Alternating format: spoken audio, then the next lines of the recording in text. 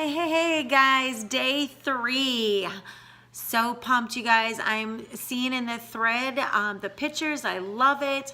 The pictures of the recipes, they look delicious. I hope that you're enjoying them so far. And looking forward to seeing where we are at the end of this 6-day Eat Clean. So a couple of things I wanted to talk to you about today is getting prepared. Okay, so next week, actually a week from today, is Halloween, you guys. So some of you have little ones. And even if you don't have little ones, if you live in a neighborhood that you're gonna hand candy out, you're gonna have candy, right? Tempting. So what are some of the things that we can do to not be tempted to be putting that candy in our mouth, right? So it's so easy, especially when they're little pieces of candy, like little teeny candy bars.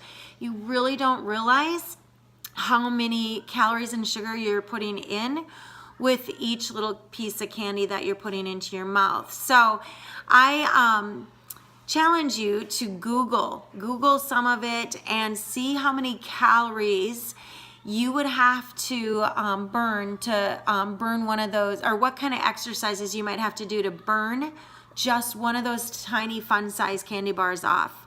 You'd be amazed at that. So couple of things that you could probably get quickly in your house by that time. And first of all, if you already have candy in your house, I would hide it.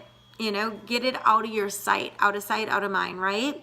So the other thing is Herbalife has these amazing protein bites. They're the same size as a fun size candy bar. They have caramel and they have a lemon caramel, which are absolutely good, so good tasting. And they're available for you to purchase, or if you've been into Core Nutrition, we sell them there. But they have protein, you guys. So they contain protein, not as many calories. 2 of them is a serving, really. And that can really help with that sweet tooth or that biting or chewing. What else can we do? Well, we can refrain our thoughts from that candy bowl. So if we hand out candy, when they come knocking at the door, get out of the way of the candy bowl right away. Go drink some water. Go do something different while you're waiting for the next trick-or-treater. And then if you bought an overabundance of candy and you have leftovers, I challenge you to give it away. Bring it to, I know that certain dentist office take it and then they send it off to the military, or send it with your husband or significant other, or send it somewhere where it's out of your sight. Okay, if you have kids, first of all, monitor how much candy they're putting in, but don't steal from their candy bag. You guys may let that be theirs, and don't steal. Don't sabotage yourself, because what happens, and I can testify to this because I have a daughter who is lives in our house and has quite a big sugar tooth, and she has never without candy. The kind of candy she likes is the kind of candy I like. It's not chocolate, it's nothing like that. It is Sour Patch Kids. It is Jolly Ranchers. It is pure sugar candy. So if I get it in my head that I want something sweet, I can always go into her room and rob her of just one candy, right? I'm just gonna have one. One is all I'm gonna have. Well, that one popped in my mouth. I walk back upstairs. By the time it's gone, I can't stop thinking. I can't stop thinking about the candy that's in her room, and I want another one. And then I want another one.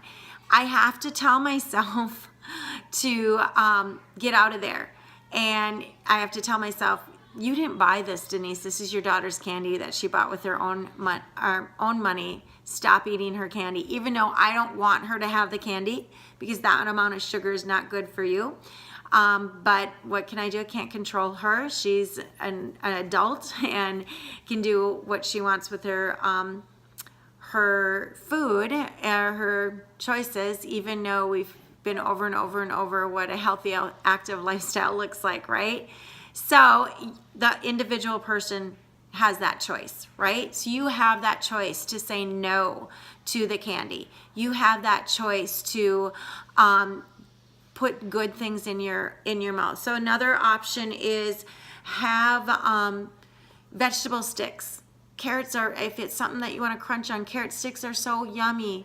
Have carrot sticks, have cherry tomatoes, anything that if it's for munching, or measure out almonds. Make sure that you have your almonds and it's in your nutrition plan timing to eat.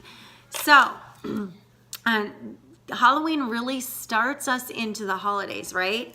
End of October, we're going to start to November, and we know that the holidays are truly, one day is Thanksgiving, 2 days for Christmas, and maybe 2 days for New Year's, right?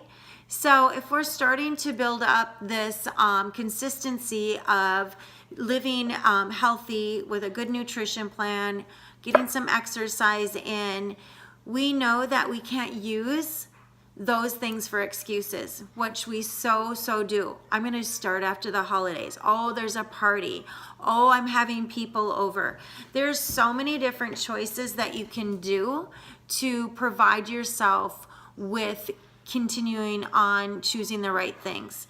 Don't go with the flow. If someone else is having all of that heavy holiday food or drinks or whatever it may be, you can stick to what you want to do. Stick to your goals and know why you want to do those goals.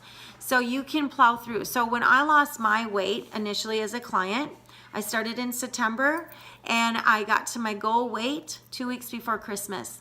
I went through Halloween, I went through Thanksgiving, and I never went off my nutrition plan with what I call a cheat was until Easter the following year. And so I had it in my mind what I wanted to do, and I wanted to achieve that goal, and I felt great about it. And to be honest with you, when I had my cheat on that Easter, I seriously got sick to my stomach. I overindulged in greasy fat, overindulged in sugary treats. I ate all the black jelly beans, and I felt like I poisoned myself. So not good, right? So just think, like, I overdid it in one day, but if that's how I felt from the foods I was putting myself into, what happens to us is when we make those choices continually day in and day out, our bodies are filling up with those toxins, those too high of fats, too high of sugary foods, things like that. So it's not that we don't want you to enjoy, and oh my gosh, by all means, if there is something that you feel that is way worth having a dessert at the holidays, go for it. But don't eat a plate full of cookies through the whole month of November and a plate full in December or something like that. You know what I mean? Like, have one piece of pie instead of having the whole piece of pie, right? And I'm not saying having that whole piece of pie in one day.